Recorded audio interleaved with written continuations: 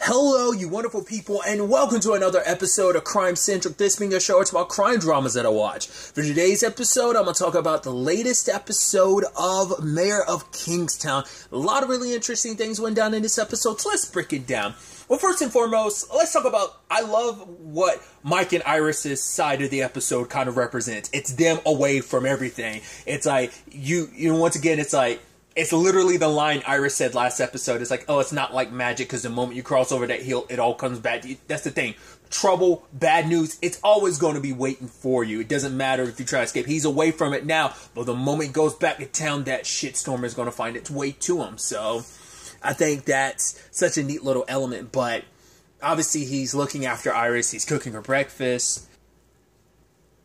She's talking about how she, no matter how much she washes and scrubs, she can't get them off of her. And it's like, he's like, well, they're dead now. All those people who hurt you, they're dead. And she's like, yeah, but she's like, I'm speaking more metaphorically. But there was even this thing where it's like, oh yeah, he made her a German pancake, and he's fixing it for her. She's like, you're not eating? He's like, no, I'm not. I already ate. She's like, I can't eat in front of you. He's like, why not? She's just, I can't. And so he's like, okay, I'll wait outside. And I'm wondering, what is that a byproduct of? Like, is that why she was wondering, like, if, like, I guess she doesn't like, maybe it's like, oh, I don't want you just sitting here while I'm eating, because maybe on some level it makes her feel like she's defenseless. Like, right, me eating and you're not eating means you could do something to me, and like, maybe, like, that's just something ingrained in her from her dad, just situations in general, maybe, or maybe it's connected to, like, Pete and them, like, her time with them, like, whatever, because, like, right, because they would fix her, like,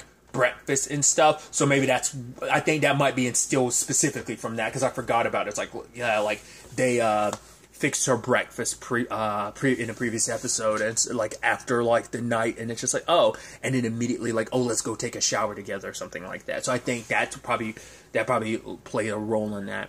But she ended up going outside with him. He was like, you need me to go back inside? She's like, no, I can work through my fear.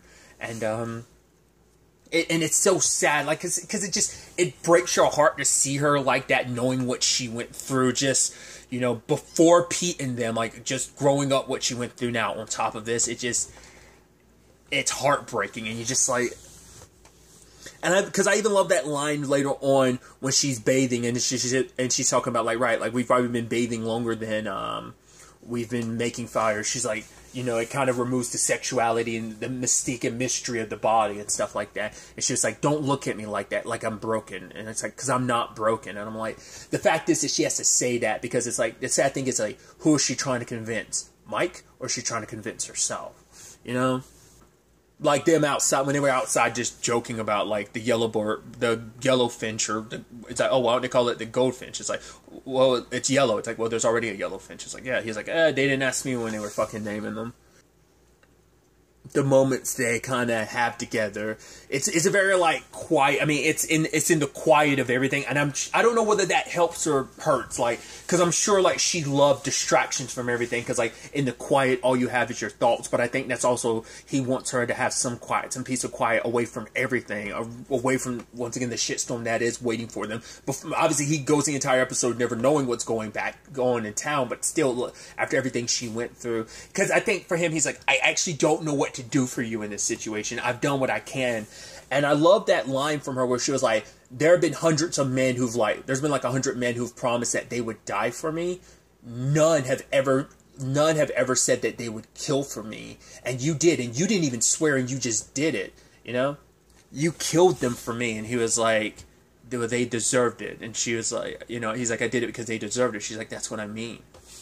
And even Mike is like, he's like, you don't owe me anything, right? Like, what happened, like, I didn't save you, because he doesn't want her to feel like, he doesn't want her to fall back into some, like, rhythm of, like, oh, like, feeling like, oh, like, I'm indebted to you. Like, no, you don't owe me anything. Like, nothing has to happen between us because of it. I did it just because I did it. They deserve to die for what they did, And, he's like, what are we doing here, Iris? She's like, nothing. Can we just do nothing? And he was like, he's like, yeah, that's okay.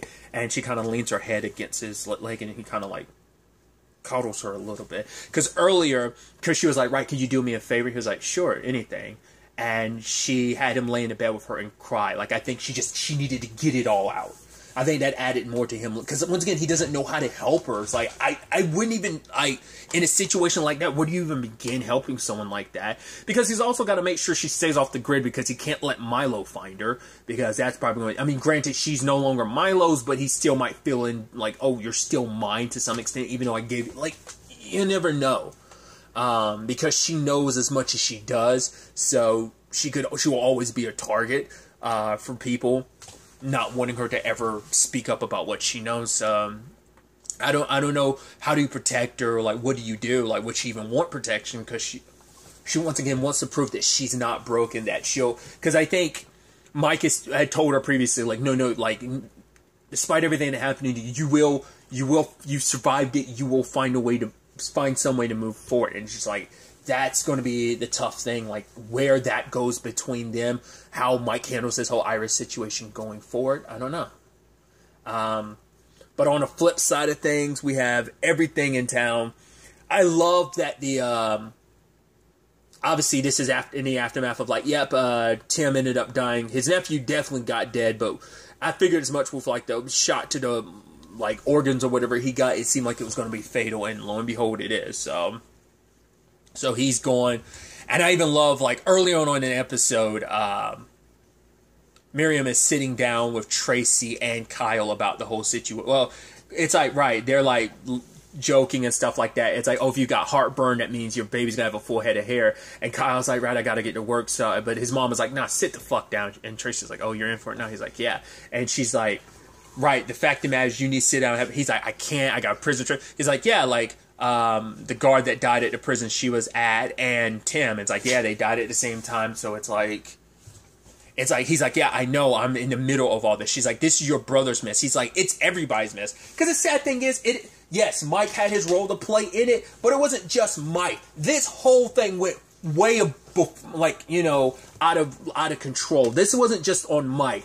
Like, but like, you know, Kyle tries to defend it by being like, well, this is like the lesser of evils. Like, for him, it's like, there are no good choices. I'm just dealing with the two evils in front of me, and I'm trying to choose the lesser. And once again, what I love, it's a line from the beginning of The Witcher from season 1, the first episode. Lesser, middling, greater, doesn't matter. Evil, essentially, evil is evil, and there's no getting around that very element. And so, the fact is that you have Miriam even telling Kyle, like, right, you say you have no good choices. Do you know when your baby's going to be born? February 29th. Your baby's a leap year baby. You have a son. It's like, how do you know? It's like, because I went to the ultrasound, the one that you missed, you know? And even said, he's like, I'm sorry, she didn't say anything. He's, yeah, because she was waiting for the right time. Like this breakfast that you immediately shut down and kept moving on. And nearby Tracy appreciates, you know, Miriam sticking up for her like that, because she's not trying to, like, I think it's a situation like, I'm not trying to, like, bother him. And it's also, like, what he's going through right now. Because it's like, she's like, oh, sit down and have a good breakfast. And he was like, no, like, I'm going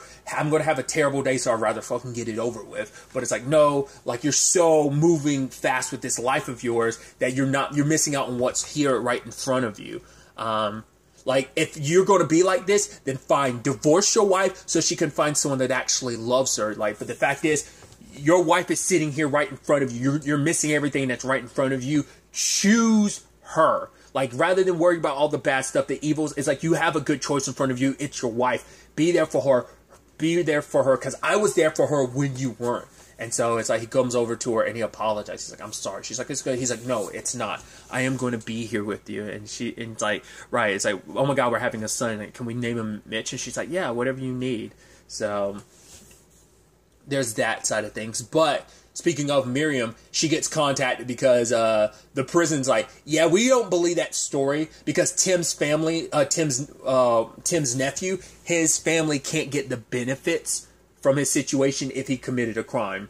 I guess it's kind of like one of those insurance policy things, like an insurance policy can't go through if the person that died committed suicide. It's kind of like that thing. It kind of nulls it. So if he committed a crime, his family won't reap any of the benefits from the insurance policy and stuff like that. She's like, I'm not going to lie to her. I'm not going to threaten her. It's like, because it's like, right, like what happened to her, it's like 30 stab wounds in the neck. That don't just come out of nowhere. She's like, a crime must have happened. They're like, that's not what we think. We think it was an organized hit, a gang hit. And it's like, so what, I'm not going to lie to her. I'm not going to threaten her. He's like, no, that's why we're bringing, and I love how open they were. It's like, well, we do the threatening and lying, and that's not going to work in this situation. That's why we're bringing you in, because you're the compassionate one, because compassion is the one tool we didn't use because we can't use it, because it's not in us, but it's in you. And we're like,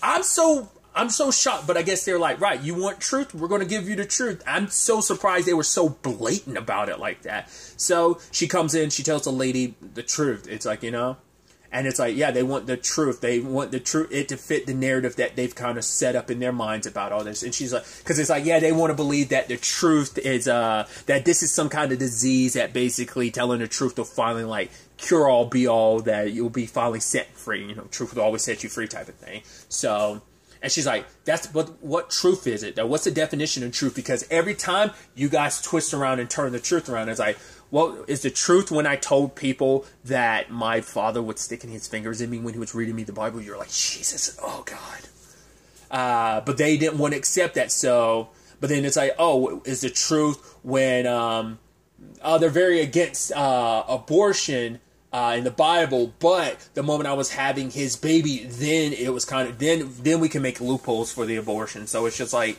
yeah, like, what is the truth? You're changing it all the time, because the truth for her, she's like, it's meant to keep me down, keep everyone like me down. I'm like, yo.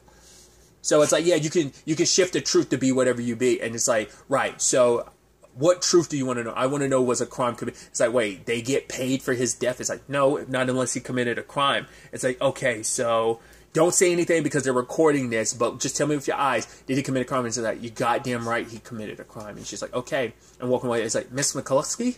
Yeah, I do feel better on it. And you see that look on Miriam's face, kind of like, oh, you're kind of using my words against me. But I think probably learning that his family won't get benefits from his death, probably extra reason. I mean, for one, you need to double down, because she's like, I'm going to say whatever truth I need to keep me fine. If this screws him over, that's fine. It works for me. I get away with it. I'll make him seem like a scumbag.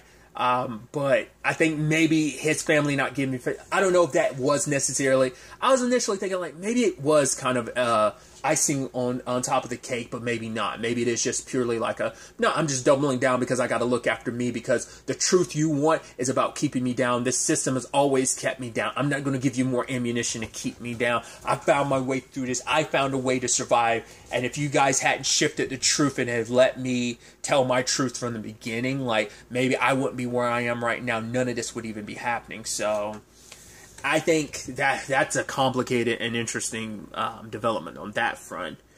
Obviously, with the prison, you had Commander Moore and you had Ed talking about how to deal with the whole because they're playing it over and over again about, like, once again, I think that dude's the main dude. I think that's his name's Daryl, right?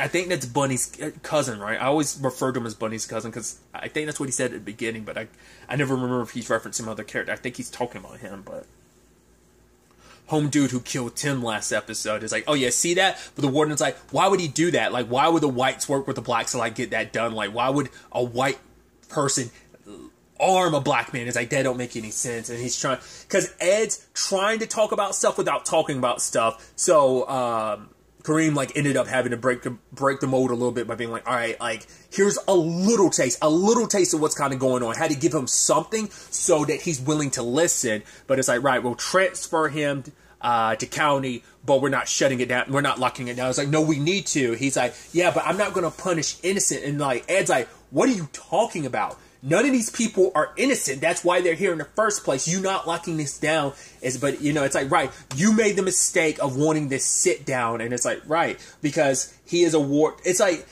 are you trying to do the right thing? I don't know. You're just trying to keep the peace. I don't know if that's necessarily 100% of you trying to do the right thing. It seems like it's just you trying to make your job easier, less complications on your front. So that's why I'm like, it doesn't seem as, like, altruistic. It seems like you kind of got your own reasons for why you're trying to, like, had to sit down while you wanted the peace and stuff like that. But so it's like, cool. The wardens, and obviously Ed was just kind of like, you have no idea, like, how this is, like, kind of telling him, like, you are making things a lot worse, handling things the way you have been, Warden. So he ends up talking to Kareem. He's like, why'd you tell him that? It's like, I had to give him something. He's like, all right, how about you do me a favor? And, it's like, no, I'm not ordering you as a sergeant. He's like, no. Friendly advice from friend to a friend. Next time, Kareem, keep your fucking mouth shut, and bounces.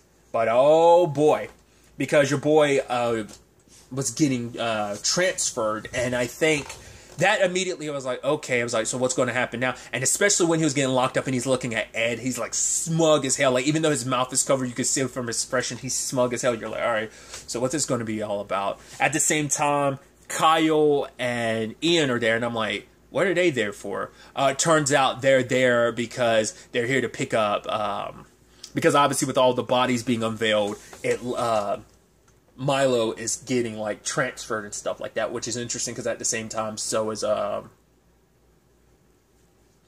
Home Dude. Which I should also talk about. There's also that thing that seems unrelated, but I'm wondering what that was all about. It's just a quick part in the episode where, like, Robert and his team get in there and, like, start shooting up that place. Because Stevie was like, no, let's wait for the warrant. Robert's like, no, either we go in now and you give the order to go in now, or me and my team leave. So they go in there, arrest a few people. It seemed like they were making drugs and stuff like that. The fact is they've got the suits and the mask on and stuff like that. But beyond that, I don't know what that was. That just seemed like such a disconnected thing, but maybe it's connected in the grand scheme of things, or it'll eventually connect back. But the moment Milo's there, I was like, oh, that's interesting. And then, like, Home Dude makes his, like I said, I believe his name is Daryl, ends up making his move. So they beat the crap out of Ian, kill some guards, pepper spray Kyle in the face and knock him out. I was like, oh, please. Because at first I was like, you can't kill him. Like, your cousin Bunny's pretty tight with his brother, so I'm sure Bunny, like, will he's like, yo, Mike won't be too happy about that. So I don't know. Like, I don't know if they know enough. Because they made sure not to kill Ian and Kyle, so they must know to some extent, like, they're tied to Mike. They had to, like, because you pretty much killed every other guard, so why not them? And Milo, because of the keys are color-coded, ended up telling them exactly where they, what keys to use to get out. But then it begs the question, like, you being here can't be a coincidence. Like, there's no way it is. Now you kind of go, okay, so Milo planned this all out. I mean, he has connections in the prison, so he must have known about their breakout attempt, and he knew, like, right, maybe he whispered in certain people's ear, oh, maybe you should do this, maybe you should do. Maybe he talked to the right people to orchestrate this whole thing. Because we know all the leaders were talking about the whole killing Tim thing, but that was just so he could get transferred. So, like, everything was part of some elaborate plan. That's what I'm saying. Like, because the fact is, it didn't seem like he knew who Milo was. Milo was just like, oh, I'd recommend that case. Like, how you know? It's like, oh, like, I pay attention.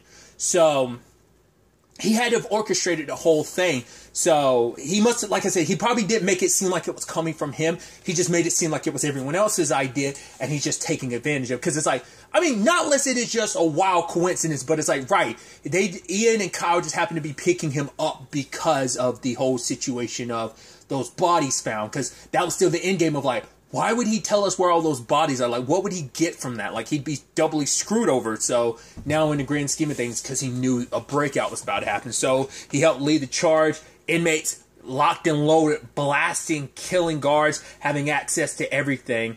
And eventually, you know, the moment shots go off, like, even then the guards try to, like, arm up and get ready, riot gear and stuff. Still didn't help, you know.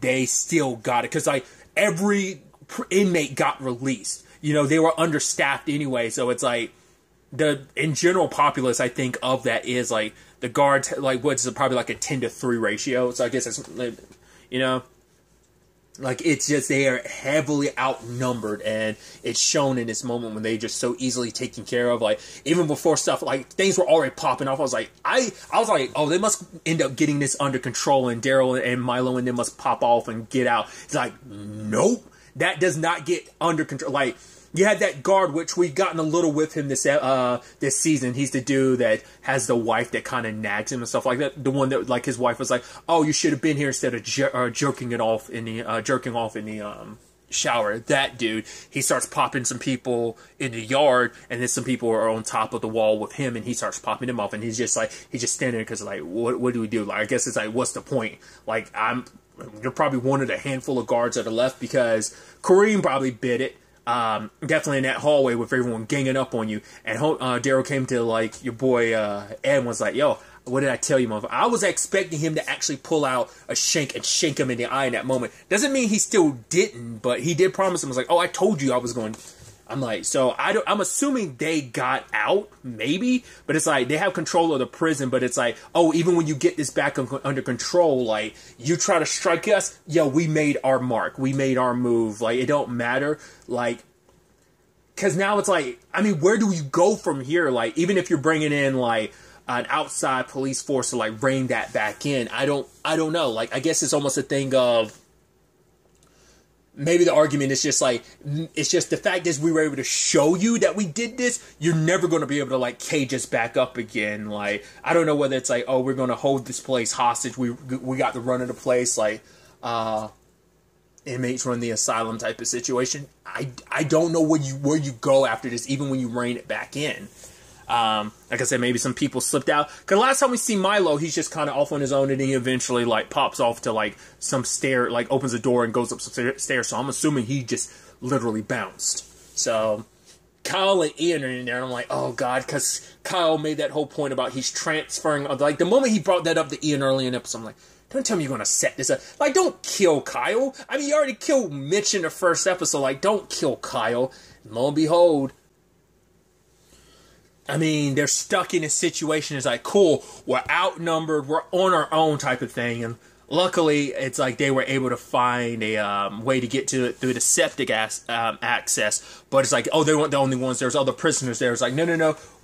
He's like, there's got to be another way out there. Like, we tried. This is the end of the road. So we won't bother you because being up there isn't a good thing because they're running free and stuff like that. Yeah, there are old scores to be settled above, so we're staying here. And Kyle said, like, oh, we can't just leave them. And Ian's like, we have no choice. He's like, they have old scores can be settled by them going topside and turning us in. And then Ian points out they're all child molesters. There is no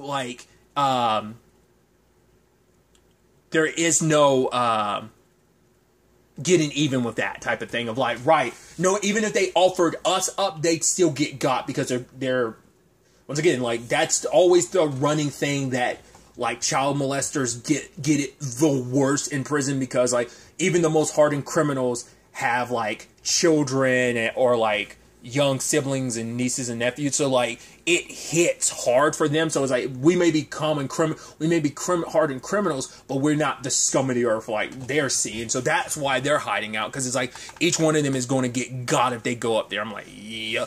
I mean, I'm sure there's other contributing, like some people might just be in it. But the way Ian makes that remark, it must mean like the fact is you're hiding out here means you are that. Like if you were just some like, oh, I don't want to get mixed up in it, you'd still be on top and you'd be left alone. But the fact is you're hiding means every single one of you fits that into that category. So like, ugh. So you never get to see it, but hopefully you're like, all right, like hopefully they get out without any issue. Because, you know, I mean, at the same time, Miriam, like, the women's prison is getting shut down too, and everyone's kind of being evacuated, and she sees from afar all the smoke that's coming up from the prison, and obviously she knows Kyle's there, it's like her worst fears are coming true. So obviously the same thing, like she had made that whole point to about Tracy earlier, being like, oh yeah, like this whole thing of her fears and her dreams and stuff like that. So it's going to be wild to see how this all plays out. The next episode is the season finale, so it's going to be so fascinating to see how the season ends up wrapping up. Like I said, I don't see how you put the genie back in the bottle with this situation. It's going to be interesting to see how it plays out. Hopefully Ian and Kyle make it out of this, because there's a good chance like Ian might, but Kyle won't.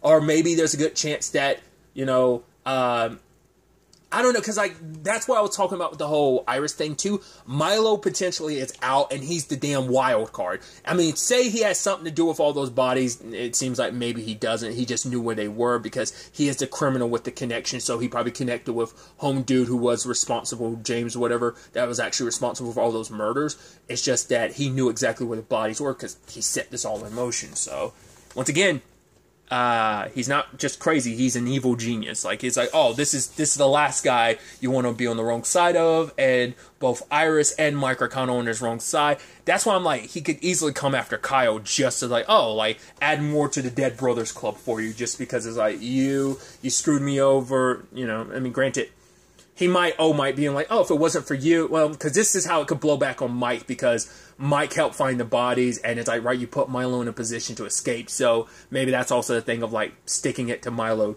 Milo could be sticking it to Mike in that way by, like, screwing him over in this regard. I don't know. This episode was buck wild. Someone had actually commented on last week's episode about, like, how like, wild last week's episode was, and how that kind of plays into this episode. They didn't spoil anything, but I was like, now I kind of get what they were talking about. So it's definitely going to be interesting to see where, like I said, where things go from here. But really, that's all I want to talk about. Till the next time we meet, be happy, be safe, live life to the fullest, and enjoy it. Good day, and goodbye.